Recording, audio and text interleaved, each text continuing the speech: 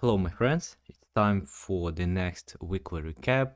It's like number 21 and let's start with the mindset. So for the mindset, again this is my week. As you can see, compared to previous 2 or 3, I had much less trades. So 1, 2, 3, 4, 5, 6, 7, 8 trades on the week.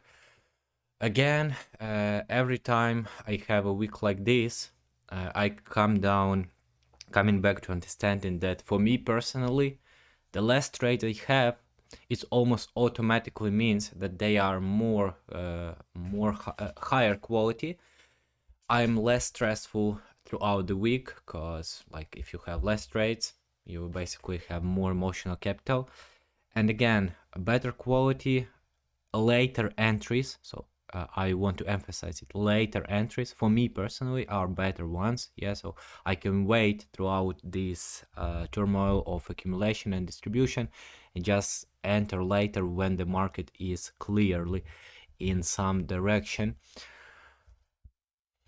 So what I also noticed through this week is that, and not this week, so the good weeks, is that I'm just able to see the market, observe, and really it's easy to let go the price, Of course, so some traders, they have this really nice mindset that there will always be a good setup. So it never worked well for me, to be honest, because I understand that um, a good setup is a good setup, it's not happening every day or every week. So I'm affected by these thoughts, by the mindset that you can miss a good setup, so to be honest, I feel pretty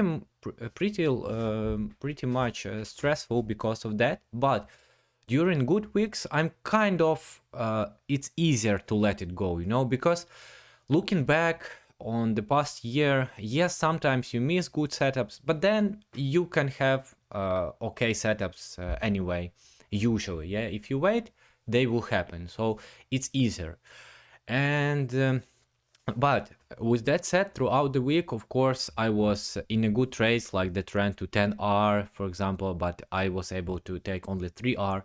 And then I needed to do some active work with talking with myself, like, and the thing that helped is really thinking in dollars, because if you think, whoa, like I got a move, so first of all, you've got in this move, okay, you don't need to be a part of the whole move. So let's say there is let's make it green.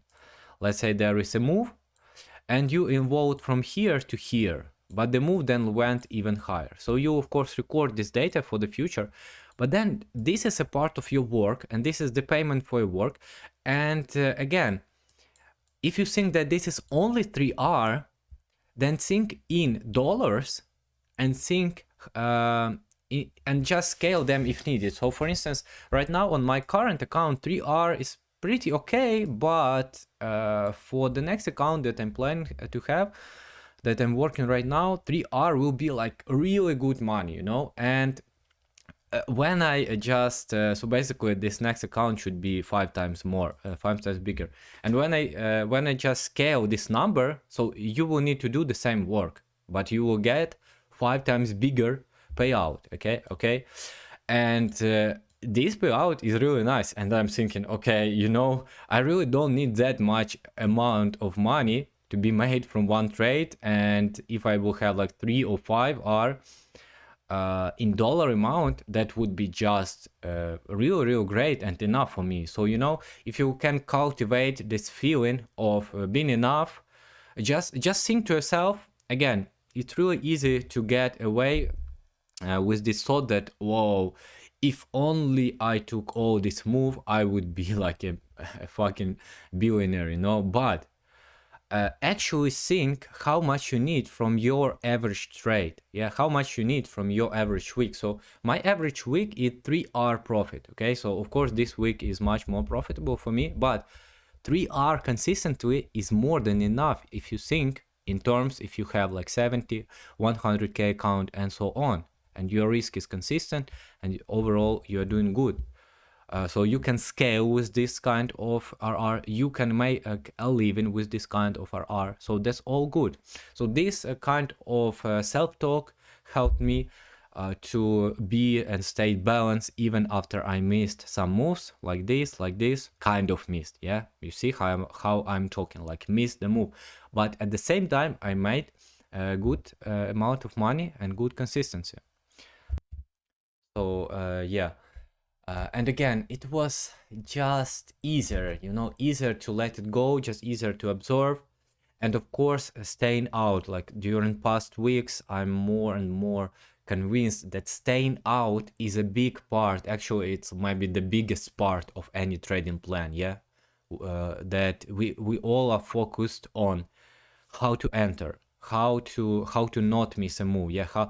How to be in the market all the time. But actually, if you think about it, for most traders and even for most systems, even if it's a swing trading system, so a long-term system, overall you will be away from most of the moves. So you will actually be involved in only some part of some moves, and that's okay, that's fine, because again, you are not, I mean, maybe if you are like really into trading just for the trading, you know, then maybe yes, then you just need these all these numbers like this and so on, winning rate. But overall, why are we trading? We're trading to make profits, to gain freedom, at least at some part of our lives, and basically that's all. And if you if you have enough profits, basically that's enough. You don't need to do like much more than that. So yeah, so I'm really satisfied with my mindset during this week. It was just neutral, you know, it was feeling like really easy. And compared to previous weeks where I had some streaks of bad emotions, you know, some crazy stuff going on, this one is pretty nice. And right away, again, I'm just showing you the process, yeah? Right away, I know that my patterns, unfortunately, if I have a good week, then almost automatically it means that the next week will be bad, because you become too calm or maybe a bit overconfident, and yeah, you kind of can allow yourself to do more. So I will need to be extra cautious during the beginning of the next week. So I will try my best to do it in the same manner. And now let's go through the breakdown of the trades. So this trade is actually a representative of a pretty messy middle time frames and not a very good trade overall. Oh, by the way, a quick update on my management. So I was testing this trailing, as you can know from the previous outlooks, but now what I noticed from maybe last 20 or 30 trades is that if you trail, so if my trade is running, then it will run much more. And so if you trail just aggressively with the candles, you know, so with the candles, you will be stopped out really soon, you know. Only some moves, they give this kind of impulses. Then if you trail with confident breaks, what I noticed is that it's possible to have really nice runners. But then sometimes, maybe 2 or 3 times, I had a stop out like this. So the price went like this. So this is my stop. And it did tick and then went here. And yeah, it's like really crazy. But what I want to do now, so trailing with confident breaks of structure is okay, you know. And then trailing with reaccumulations is not good for me because it's just too long in time. You know, maybe it's something for the future to keep in mind, but I don't want to do it right now. So what I will do now is kind of mix my fixed RR management and trailing management in this manner. So let's say I have an entry point, and then I will just put an alert to 5R. When the price reaches 5R, I just see how it goes. If it starts to do this, I can trail either to the last confident break or just close manually. But so imagine if the price, so this is 5R level, price sometimes will do this. will just start impulsively go. So then I can manage either more aggressively or with confident breaks depending on the situation. So after 5RR or 5RR, I basically don't care what the price will do, and if it will go impulsively, I will just trail it more aggressively. So this is just my discretionary decision. I really like this style. I like that it allows me to wait through the first, through the first reaccumulations, so not to be stopped out later. And then when the price is at 5R, I mean, I'm really happy with 5, with 4R, so I can make my decision over there. But why I want to do this, because I know that many trades, if they run to this number, it basically means that if they do this, then this is already a good local trend. And now if you trail even with confident breaks, you can have 5, 7, 10 and more. So of course my like highest numbers will be 8, 10. I mean, if you get 10R on a trade, that's just phenomenal. Okay, so this for my management, and quick update on my journal. So again, I'm not keeping my journal like really fixed. As you can see through all the recaps, I change it a bit from time to time to better suit what I'm going in my journey right now. So for now, I have these latest columns, then approximate MFE with different trailing styles. So what I am talking about here is, this is my actual profit, this is how much it ran overall, and this is how much it could be trailed if the style would be different.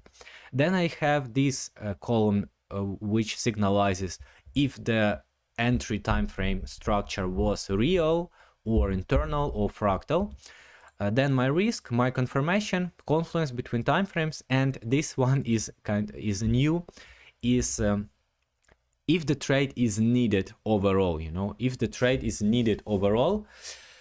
For me it's yes, no, or 50-50. So it's kind of as continuation of the quality, but it's just my personal grading, It means, was the trade like really good, and would I enter it again if I was to face the same situation? And what I noticed from some of my trades is actually they were not needed, and they could be avoided, and or it could be 50-50. And then demons, so I brought back my demons because previous 2-3 weeks were pretty hard. So these are my main demons, like bad emotion, bad quality. And again, during this week, I had several times when I started to be frustrated, but then on the beginning of it all, I just started to remind myself that you don't need to be, you just need to wait, work with your system. Just remind myself of good times, bad times, and so on. Then I have bad quality against impulse on middle time frame. So when, for instance, your entry time frame is good, but your middle time frames are just falling against you. Then falling knife against impulse on entry time frame. That usually happens when I have a zone. It starts to fail, and I try to buy it up. So maybe over risk and also up, and so on. So these are my demons that I want to track for some time to see how I'm doing in the market. So basically this is an update for the overall situation, and now let's do a recap, but I think I will divide it into the next video, so not to keep it too long.